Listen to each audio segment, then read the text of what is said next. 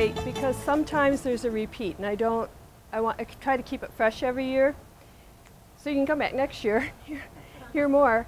I thought we'd start out here, go around, and then we'll go inside. I don't want to keep you outside in the heat too long in the sun. But a lot of what we want to hear today is about the exterior. So if that's all right with you, and then we'll stay on one floor, and I'll tell you, if you have any questions, raise your hand. I'd like to address questions right when they pop in your head, or you can keep them until later if they're of a general nature, but sometimes if it's a specific question you want it answered right away. So that's fine. And I'm going to ask you to go back up into the parking lot, and we'll get a look at the building from there.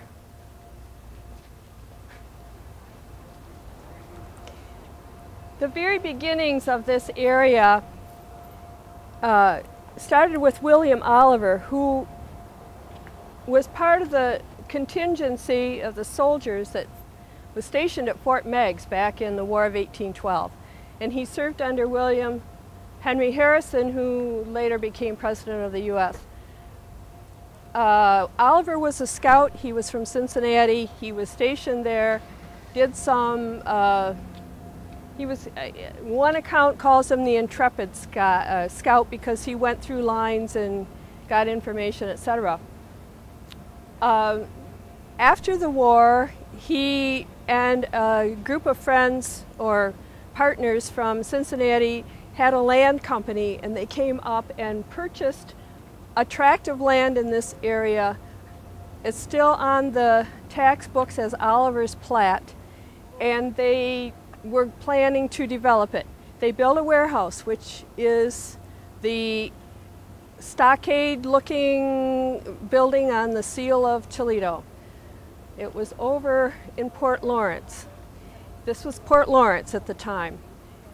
Swan Creek comes there. The Erie Canal was around the other side. You're hearing all about these things as you take the tours.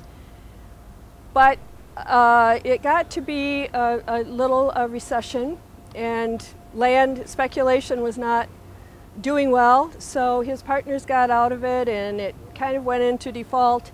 But a few years later, Oliver resurrected his plans, got back into the development business, thought that this would be the location for the Lucas County Courthouse, and that was a very important commercial, successful building to have. That location. He would have made a lot of money. Well, that didn't happen. It went out to the county seat, went to Maumee, didn't it?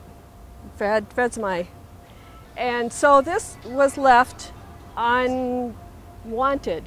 So he decided to build a hotel and contracted his cohort from Cincinnati, who was an architect of some renown by the name of Isaiah Rogers, and he has done other large hotels that you have heard of probably that are all non-existent now. One is the Maxwell House, like the coffee, but this is the last hotel building that he ever designed that is still standing. So that's part of why it's on the National Register.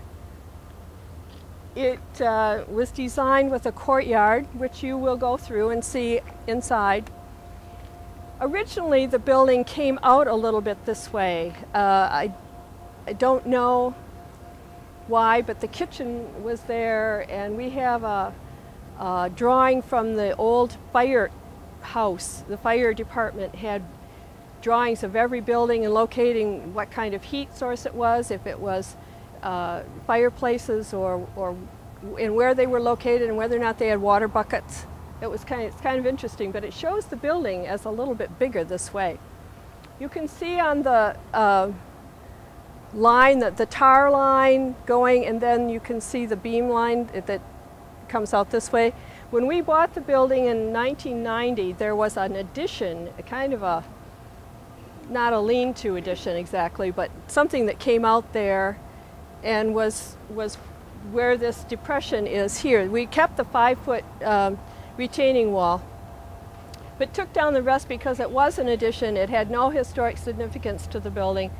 And of course, we had to get permission from Ohio's Historical Society as representatives of the Department of the Interior, who listed the building on the National Register. Complicated, but they gave us their permission immediately. When we uncovered it, we also uncovered, when you go by, there's a log sticking up through the cement, which marks an Indian grave. And the Native American intertribal people from Toledo came, and we did a sage and tobacco ceremony as an offering of appeasement to the construction that we were going to be having, etc. And the point of the protrusion through the cement is that an Native American spirit likes to that's a conduit to the outdoors. So we're respectful of that and kept that clear. So we'll go around, and you can look at the Indian grave and site, and then we'll move through the parking lot into the other side. You know, we're having trouble hearing. Are you? We can't hear you at all back here. You kind of got competition over there too. Okay. Yeah, some kind of motors running. So. Yeah,